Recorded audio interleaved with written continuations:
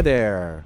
Today I'm going to be talking about One Battle After Another, the movie by P.T. Anderson and edited by Andrew Jurgensen, who just got nominated for Best Editing. I want to take a look at the scene and see what he's doing there. And of course I want to pick the chase scene. I remember seeing the movie in the theater and I loved the film throughout, but that scene really stood out to me as something really, really special. So I want to take a look at the editing, and I'm going to focus on three things that are sort of identified by reading the interview of the editor in the Art of the Cut blog by Steve Halfish.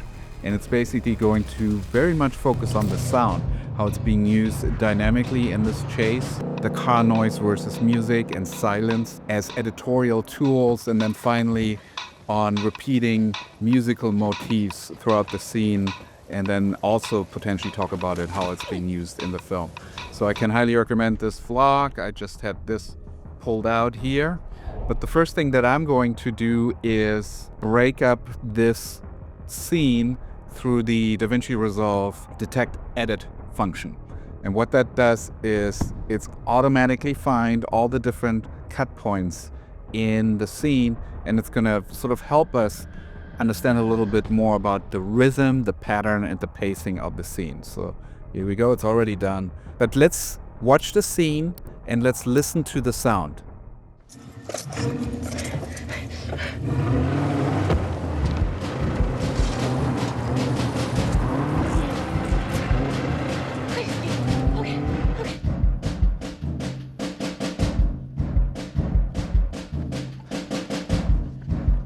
So it's percussive.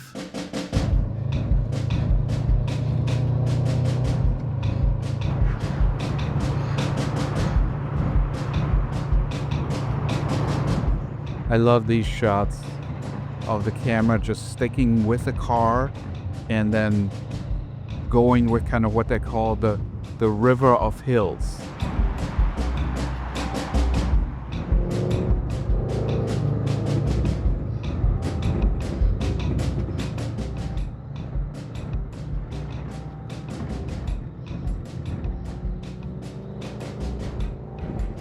So music's been consistently the same. This is our villain.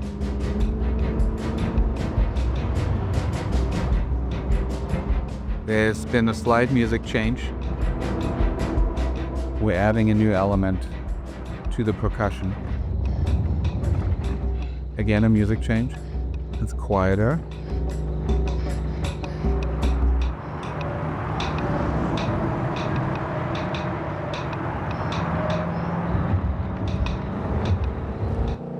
Now the music is almost gone. Love this shot here. The camera is just static and then the car appears again. So already there was a lot happening here. So we don't hear the car when we don't see it. And then when it comes back up, when it dips back up, we start hearing the engine. Hear the car. Gone.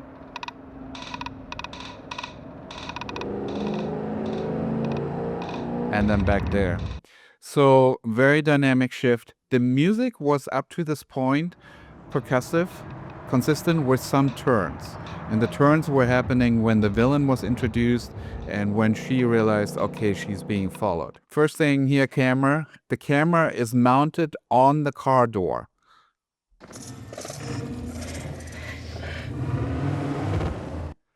That's one thing that happens in this movie quite a lot, is nobody's closing doors. It's always the energy of the car driving off, that inertia that makes the car door close, and then that it creates this new shot. So I find that really, really interesting to start off the scene and unique. And it's interesting how she, on the bang of the door closing, her expression.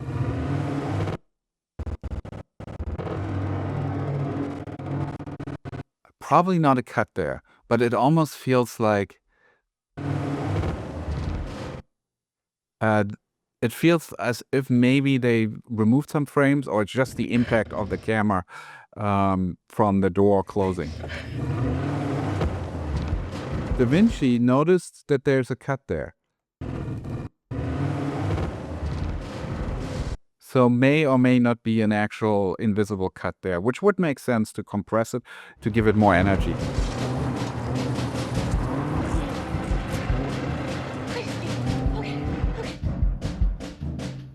Cut to Leo. Camera's following him. Handheld or Steadicam.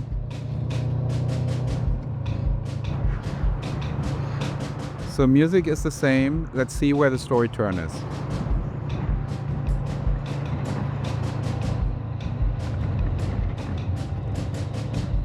Music just is still slightly lower on certain angles.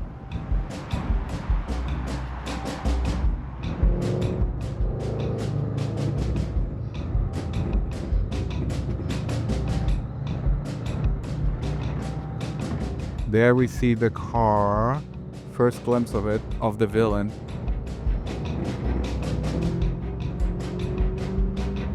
And then there is the music change right here. You see they're introducing another instrument. Just another percussive element.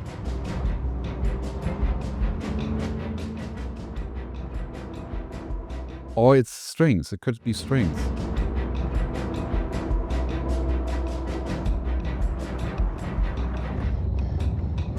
Then it drops out when we're inside her car.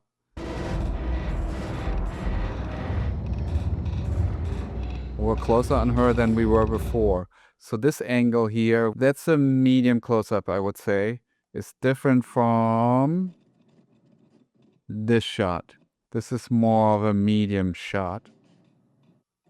And it just heightens. Like we're just rising. The tension is rising.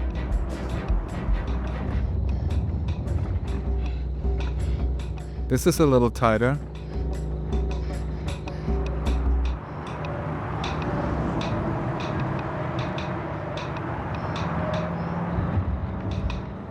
Now we're in a close-up. So compare this shot to this shot. See? We're a little closer. It's really nice when obviously a filmmaker has the time and money to get good coverage, which means you get a lot of different angles from the action so that you have this as an editor at your disposal as you're telling the story and you're trying to build that sort of roller coaster ride of rising tension.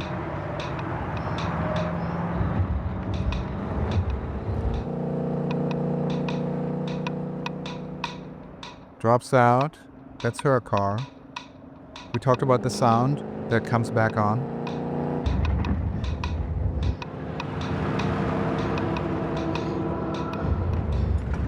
There's a little whoosh sound here.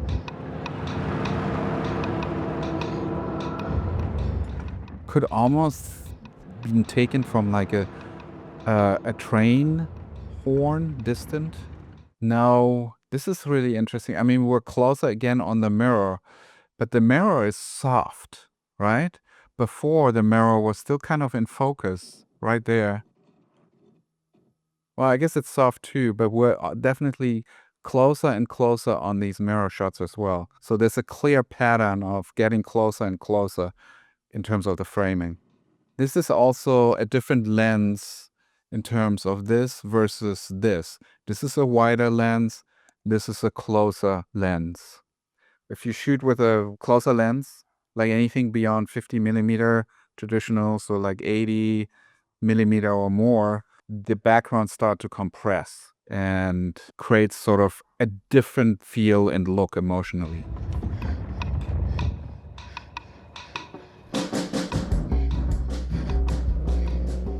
Okay, a little wider.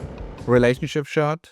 It's important to see relationship shots when two people are interacting with each other, chase, fight, that kind of stuff to get a sense of how close they are and estimating how long it's going to take for the villain to catch up with her.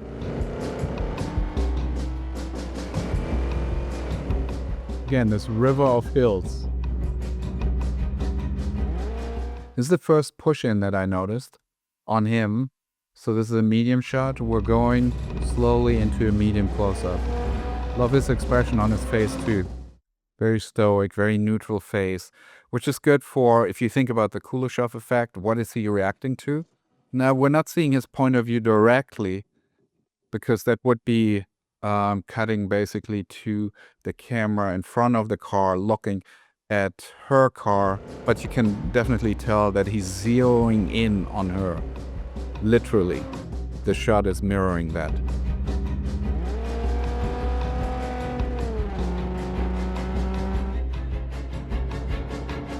There are the strings again. Now, I haven't really listened to the sound since I pointed it out over here, that the strings are here when we see the villain. Let's see if that idea predictably continues on. So there should be no strings here. There was that train horn.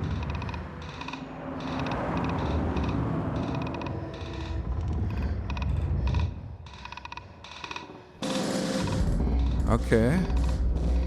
We definitely notice a change of music right here. Heightens this sharp.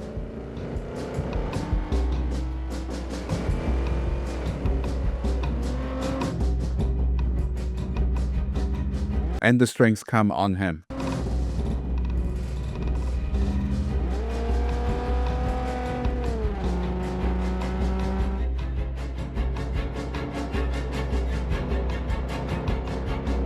So, I mean, we haven't really talked about two films that come to mind, or two filmmakers. First one is Duel by Steven Spielberg, which is one of his earlier films and probably the film that sort of set him up to become the Steven Spielberg that we all know and love. And then who did Steven Spielberg work for before that movie? He worked on, wasn't it a Hitchcock episode of his TV show back then? I'm also thinking about Hitchcock in this scene because it's pure cinema. There's no dialogue.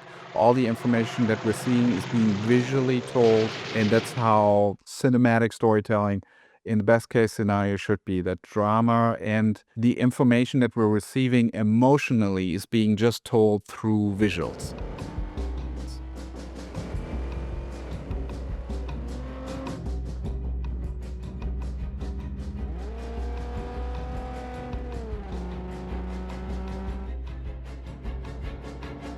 Relationship.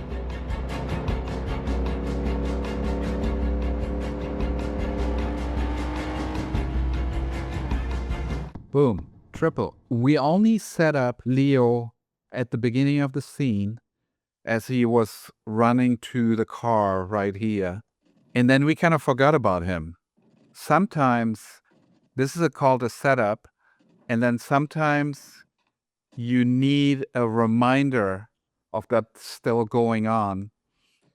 And I would actually call this a reminder that Leo is also taking part in this chase and is going to play a critical role in the rest of how this unfolds.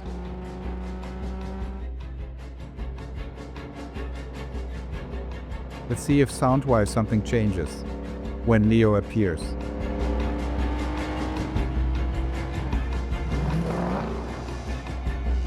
Definitely a music change.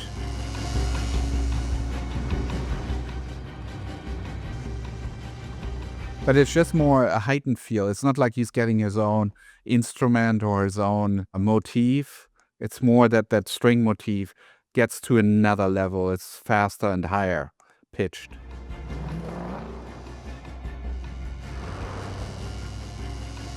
But his car has a different sound than the other ones. The other ones were like muscle car sounds. This one obviously is more like something is broken inside. The rotator is maybe hitting something inside the engine.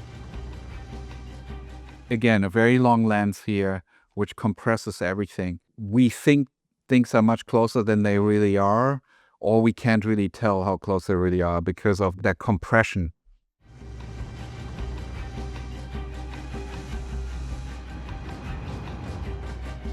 River of hills.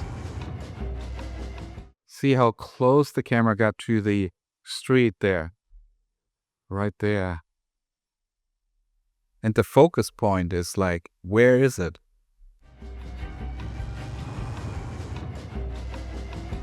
Nothing is really in focus. Mirror to mirror, as if they're looking at each other. She's looking camera right. He's looking camera left. It kind of almost cuts as if they were having a dialogue scene and they were looking at each other. Camera left to camera right.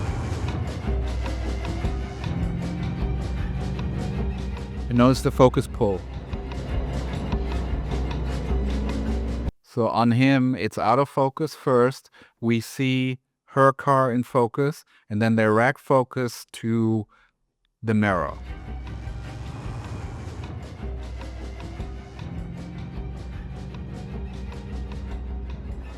That's his POV, kind of. It feels a little closer than what the car is.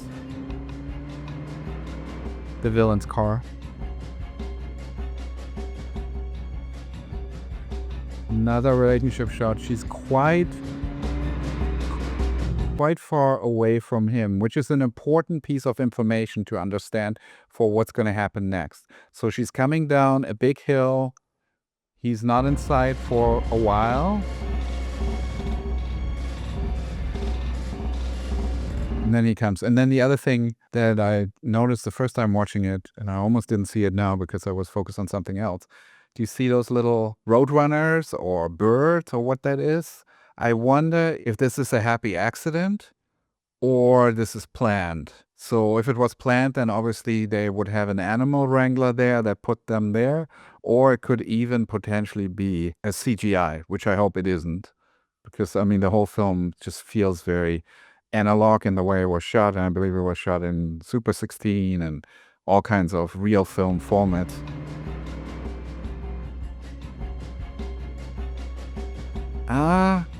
Might be a CGI. The way the bird moves.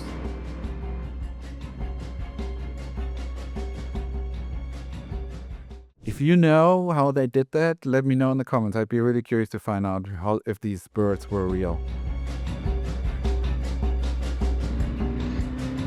This is a profile shot, and I believe it's the first time we're cutting to a profile shot. They shot the entire scene with this camera angle as well as a setup, and the editor decided to use it here. And this is a critical moment where things are about to change. So maybe there is it could be just instinct and intuition that the editor used to decide when to cut to what angle, or it could also be a very deliberate strategy that he discovered or thought through when cutting the scene. And again, profile to profile, and he's closer to profile. The editor probably saved this angle for this moment because it's building up the sort of triceptor. Is that a word? The three characters all looking in the same direction. You could almost have this as a laid out split screen. 1, 2,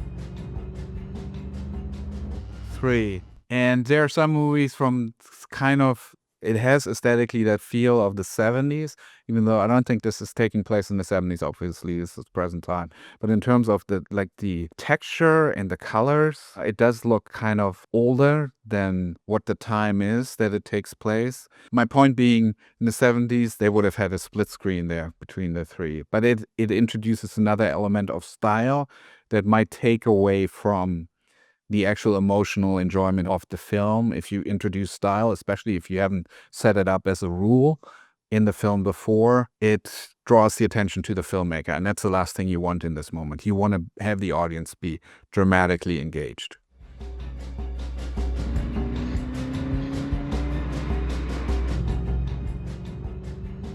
Slight push in. I don't see a push in here. Did I get this right? Is there a push in? Maybe a zoom in. Push in is when the camera is actually physically moving. A zoom in is when you zoom on the lens, which they might have done. It's hard to tell in this particular one. Could also be a digital zoom where they did it in the Avid.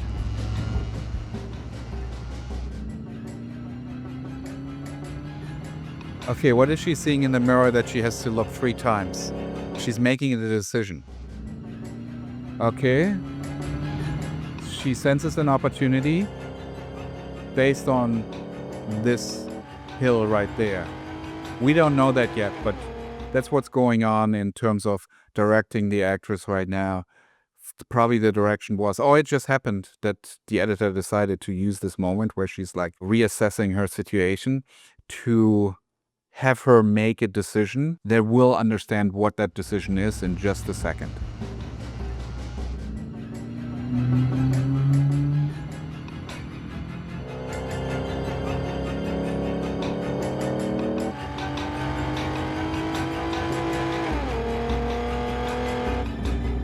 We haven't talked about the sound for a while.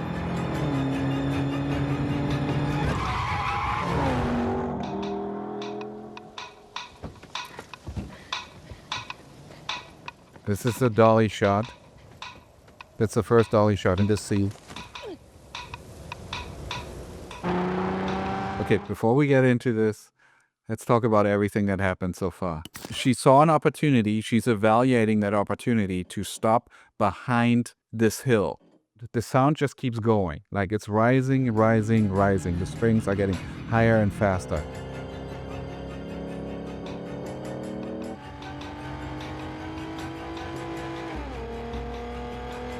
Also, the rev sound of the engine is higher than it was before, which implies that he's going faster.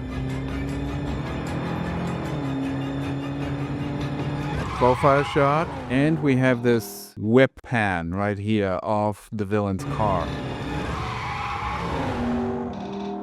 Again, that throws a lot of energy into the action.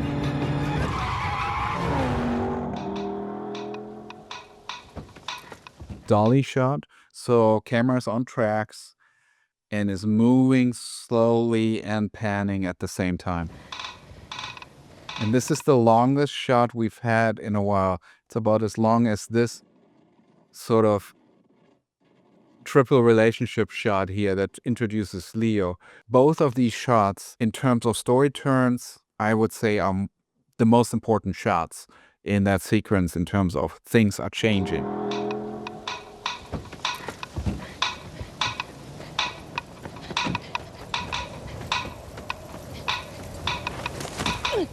Okay, she's hiding behind the sign.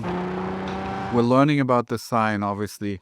I almost wish that there wouldn't be this sign or whatever. This is kind of like a fence post thingy that marks like a state line or something. She's not running behind it because it's there. She has not made the decision to stop because of that fence. She's stopping because she knows that she's going to be out of sight on the street and there's an opportunity for her to create an advantage for her. Music has calmed down quite a bit.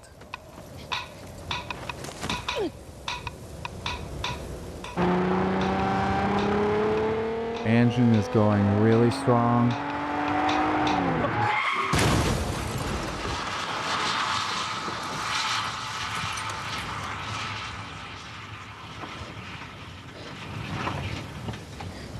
And then we'll get into the next scene, which I won't show here, because this is already a lot. Let's look at that one more time.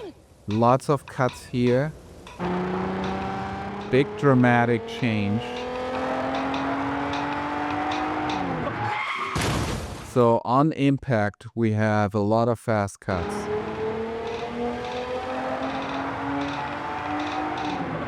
I love that he doesn't even get to finish what he's saying because he doesn't have time for that. So we see him looking at the car. We show him again. This is classical Kuleshov. Him reacting. And then the car collides. So how close is he here versus here? This is what? 10 feet? The camera is 10 feet away from her car. Boom.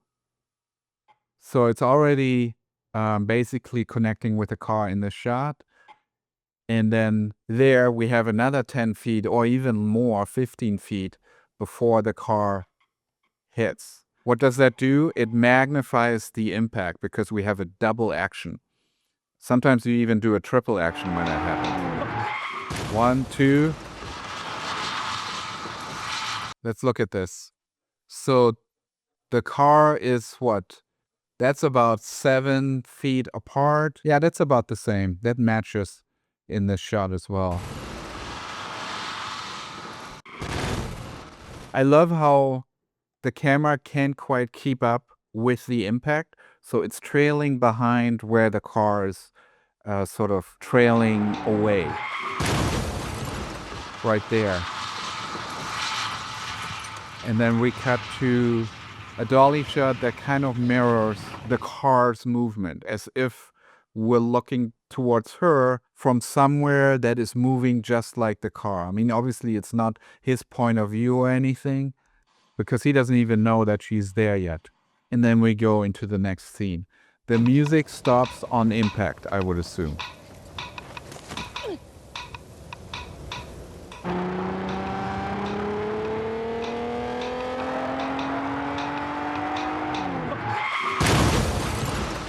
Yeah.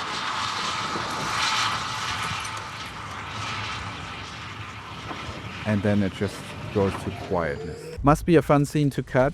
Action often is a lot of fun to cut, and it's actually not that difficult. Sometimes cutting a dialogue scene takes a lot more time, a lot more effort to really finesse. I'm sure there are also many, many different versions of how this was cut. And probably at the beginning everything was way too long and the energy wasn't quite there. But this is an example of how you use editing to create dynamic shifts and the energy that we're supposed to feel with the car's movement, the impact, as well as the emotional energy in that scene.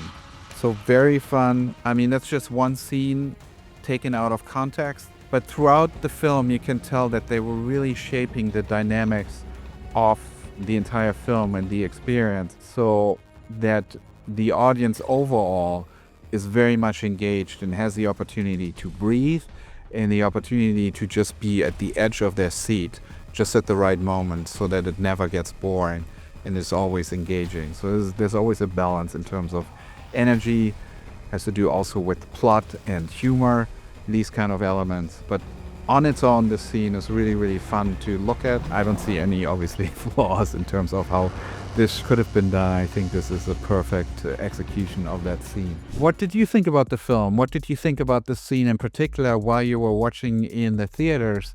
Did it stand out to you as something that you hold on to and remember as you walk out of the theater and even remember days later? For me, definitely that was the case. It's always fun for me to look at these scenes, because while I'm watching the movie, I'm not thinking about editing at all. When it's a good movie, I'm just in it. But after the fact, to look at this stuff and think about the close-ups and when he chose to use the profile shots to set something up that later pays off even more so is really, really interesting for me. If it was for you, do let me know in the comments and let me know which other movies I should be looking at, especially now that it's Oscar season. Maybe I'll do all of them. I just did Sinners the other week. If you haven't seen that one, I'll post it here and in the video description, but at least 3 more films that I should take a look at. Happy editing and cheers.